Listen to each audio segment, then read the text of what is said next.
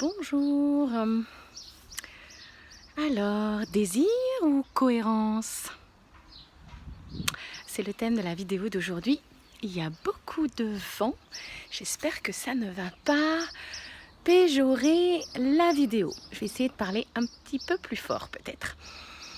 Voilà, j'étais dehors par ce beau matin de printemps pour faire mes salutations du matin au jardin, marcher pieds nus. Vous me croyez pas, hein? Si. Voilà. Donc, je me promenais un petit peu au jardin et puis je me suis dit, mais c'est vrai, plaisir, émotion, excitation, ou bien cohérence, tempérance, compréhension, beaucoup plus global. Alors, oh, il y a du vent, ça fait pleurer les yeux.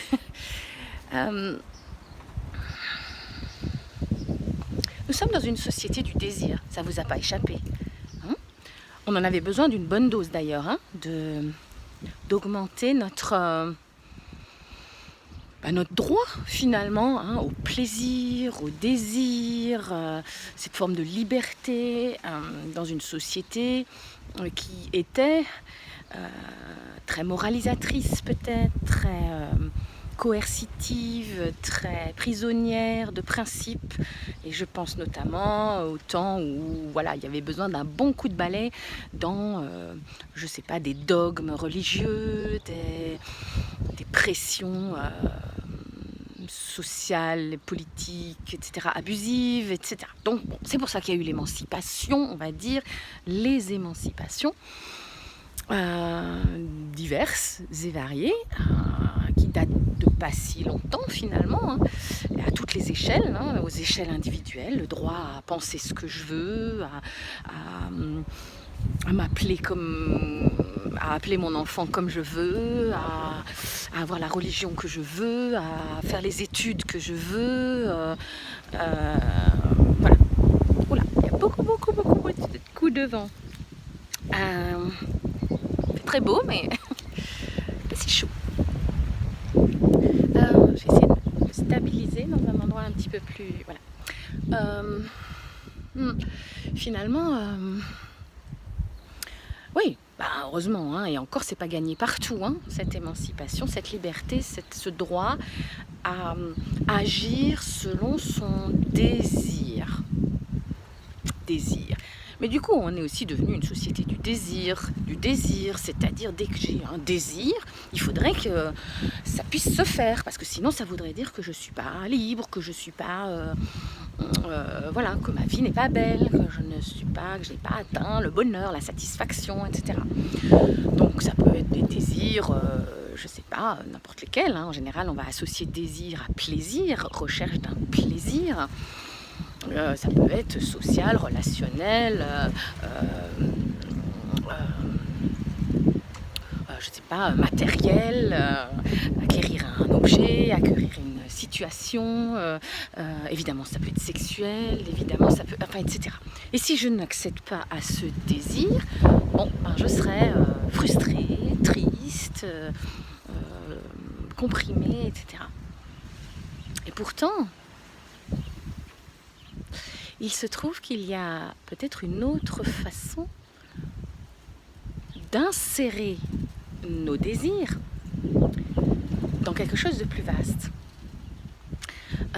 Parce que finalement, d'ailleurs, le désir, ce n'est pas seulement le désir plaisir. Ça peut être aussi des fois très violent, très entre guillemets négatif.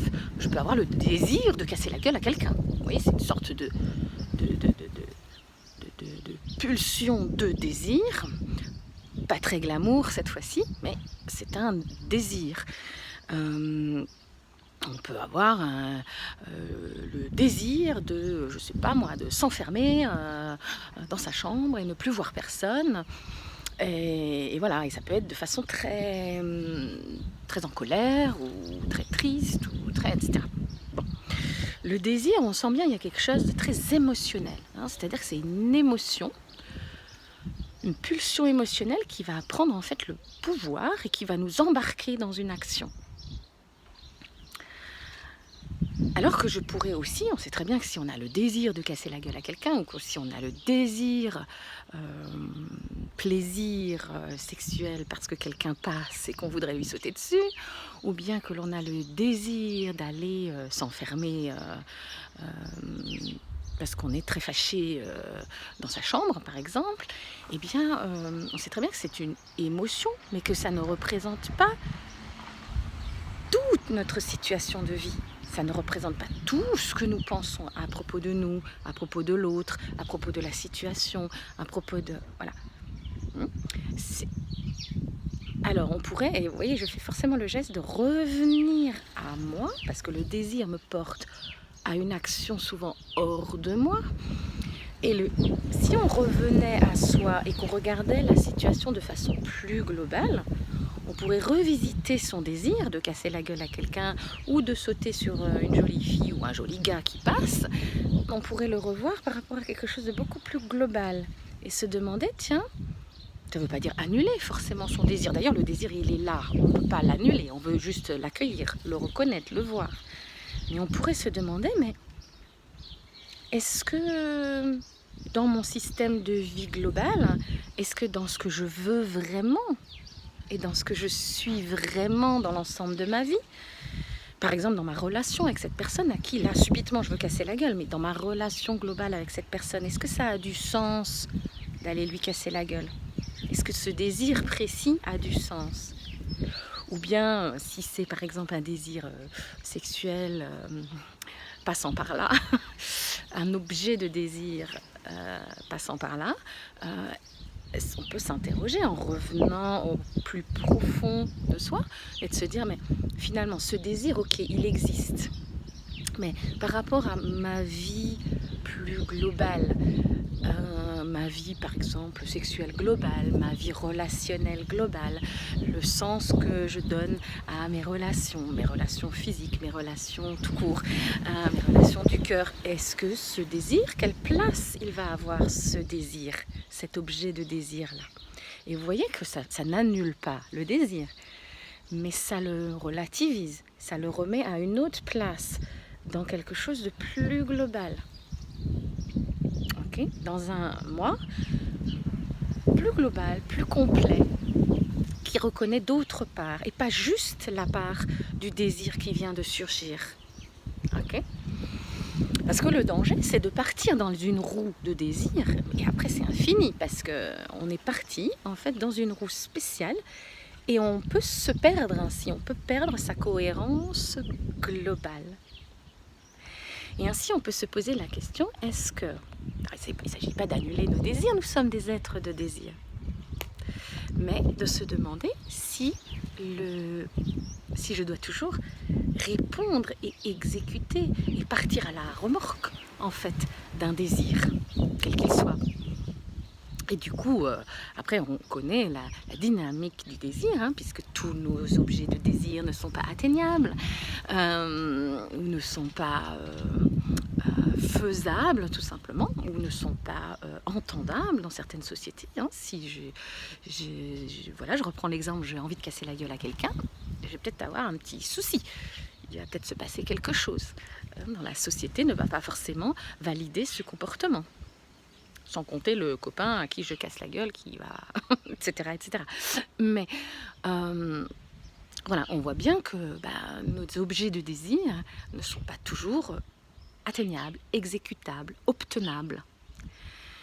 On ne peut pas toujours saisir le désir, l'objet de désir, l'atteindre.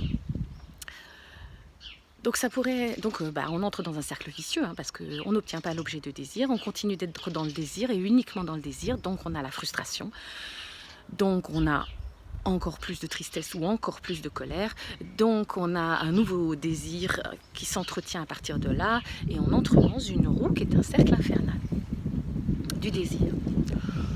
On pourrait dire banalement, par exemple dans la littérature, on va dire c'est le mécanisme passionnel.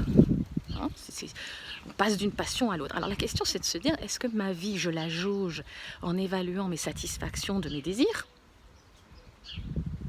J'ai obtenu telle réussite, j'ai obtenu tel diplôme, j'ai obtenu telle reconnaissance sociale, j'ai obtenu tel argent sur mon compte en banque, j'ai obtenu tel partenaire sexuel, j'ai obtenu tel... voilà. Et on mesure, oui, non, et on va fonctionner en saut comme ça, de désir, on va évaluer nos accents de désir, et on voit que voilà, ça va être très très fluctuant, très très violent parfois, avec beaucoup de frustration, beaucoup de pulsions, certes, de passion parfois dans les pulsions, mais aussi beaucoup de frustration. Surtout si on voit que sa vie c'est ça, et qu'on mesure sa vie à ça. Maintenant, s'il y avait un autre moyen de mesurer sa vie, tout en accueillant nos désirs, en accueillant ce qui se passe pour nous, mais en les réinsérant dans quelque chose de plus global. Et si on évaluait sa vie à la cohérence globale, comment s'articulent nos désirs entre eux? Et est-ce qu'ils reposent sur le sens et les valeurs profondes et les envies profondes que j'ai, que je souhaite pour moi, pour ma vie, pour mon entourage, pour la planète, etc. Et si on évaluait notre vie à la cohérence globale plutôt qu'aux accents de désir, au lieu d'avoir des giclées de notes, comme ça, je pense pour une référence musicale, des giclées de notes, alors c'est beau ou c'est pas beau, voilà, on aurait une harmonique globale, on aurait une musique. Voilà, si on évaluait notre vie et notre sentiment profond intérieur à propos de notre vie, et du coup nos décisions à l'aune de l'harmonique globale qu'on est en train de créer, ce serait différent que de la juger, de la jauger, notre vie, en fonction des petits accents de notes ponctuels, agréables ou désagréables, obtenus ou non obtenus, partagé ou non partagé, etc. etc. Donc, je suis un peu inconfortée là avec ma position. Je vais prendre, alors on dit que c'est le passage du cœur d'émotion. On passe d'une émotion à l'autre, donc il y a plein de désirs, l'un à la suite de l'autre. Du cœur d'émotion au cœur profond, au cœur de cohérence, beaucoup plus global, beaucoup plus complet, alors que le cœur d'émotion, ce sont des accents. Okay? Donc le cœur d'émotion, le cœur profond, une succession de désirs et donc de frustration, ou une recherche de la cohérence et du coup d'une forme de tempérance, c'est vrai. C'est-à-dire que ça ne veut pas dire que de temps en temps on ne peut pas se faire le cadeau d'un désir que l'on trouverait justement tellement beau et tellement cohérent. Bien sûr, il ne s'agit pas de renier les désirs et de dire oh ben non, c'est terminé maintenant, à 16, il ne se passe plus rien, voilà, j'ai plus le droit de rien faire. Pas du tout. Hein, ça, c'est une interprétation binaire des choses. C'est juste que la cohérence inclut le désir. Alors que le fait d'avoir une vie de désir, ça ne garantit pas la cohérence. Voilà, donc il y a un des deux qui inclut l'autre. J'ai un exemple tout à fait de circonstance là. Aujourd'hui, c'est vendredi saint dans la tradition catholique, dans la tradition chrétienne. Et en Alsace, c'est particulier, le vendredi saint. Je montre le Fort Sissia quand même, qui est tellement beau, fleuri, tout jaune. En Alsace, c'est particulier parce que c'est férié.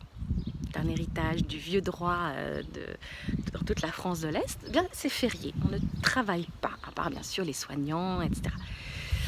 Et si je prends le vendredi saint en tant que tel, je vais dire ouais, c'est quoi, encore du dogme religieux, encore me faire imposer des choses, encore qu'est-ce que c'est que ce truc, on va fêter quoi, le fait que il y a 2000 ans, il y a un type, il s'appelait Jésus, puis il a porté une croix toute la journée, et puis voilà, et on va fêter ça, et on doit faire quoi là?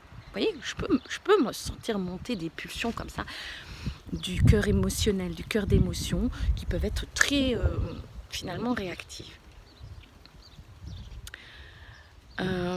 Alors que si je regarde, le vendredi saint n'a aucun sens en tant que tel. Mais si je le regarde dans sa dimension beaucoup plus globale, qu'est-ce que la semaine sainte et que vient faire le vendredi saint dans l'ensemble de la semaine sainte qui a commencé le dimanche des rameaux et qui va jusqu'au dimanche et lundi de Pâques. Alors là, je vais commencer à avoir une cohérence beaucoup plus globale, beaucoup plus profonde. Et du coup, je vais pouvoir me recueillir dans ce vendredi saint d'une toute autre façon. Car vendredi saint, même si ça a à voir avec l'attente du Christ, le doute, le chemin de croix, la douleur, etc., eh bien, ça n'a pas de sens si ça n'est pas rapporté, par exemple, au jeudi saint, au jeudi soir, qui est la célébration du dernier repas du Christ avec ses apôtres.